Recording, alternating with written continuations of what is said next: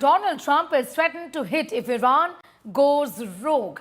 Trump says will strike again if Iran rebuilds. Iran won't enrich uranium anymore, can have ties if Iran behaves, is what the American president has reiterated. A hit on Iran ended war in a war. Iran nukes have been put decades back. Essentially, he's talking about the setback to the program and has also threatened that there will be an attack again if Iran doesn't mend its ways. The last thing they want to do is enrich anything right now. They want to recover. And we won't let that happen, number one. Militarily, we won't. I think we'll end up having somewhat of a relationship with Iran. I see it. Look, I've had a relationship over the last 4 days. They agreed to the ceasefire. And it was a very equal agreement. They both said, that's enough. They both said it.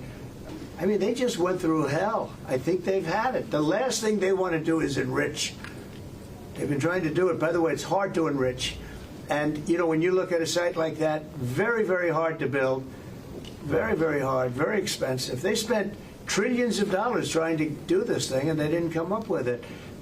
And we're actually getting along with them very well right now. We heard that from the American president. He's reiterated this position that he had taken even in the past. Now, he's spoken about the fact that they won this war and also that Iran has been put on the back foot. Iran, on the other hand, denies this. In fact, there are reports, and Donald Trump has been extremely upset about it, wherein he's spoken about CNN and New York Times peddling fake news, wherein there were reports that there was little destruction vis-a-vis the nuke bases that were hit. At least the claim was made by the US. Iran had said that it wasn't hit, and so have CNN and New York Times that Donald Trump has gone after. Pranay Upadhyay getting in more details. Pranay, after the actual war, the actual escalation, we're seeing a battle of perception here with Donald Trump reiterating once again that they aren't in a position to do anything. Iran is on the back foot. Sneha, Iran certainly not on a back foot, but President Donald Trump trying to claim his victory, selling the perception of victory here, notion of victory here. But if you see, the world is still worried that where has that uranium, enriched uranium gone? Because if you have heard, Rafael Grossi, who's the IAEA chief, he has said in his recent TV interviews and also in his statement that we do not have any confirmation because Iran has informed that they probably moved that enriched uranium to a safer place. And prior to that, American strikes, if they have moved that enriched uranium, the world doesn't know that where that enriched uranium has gone. And now we are more worried because IAEA doesn't have that verification. IAEA chief has written to the Iranian foreign minister asking for his permission to have an on-ground verification.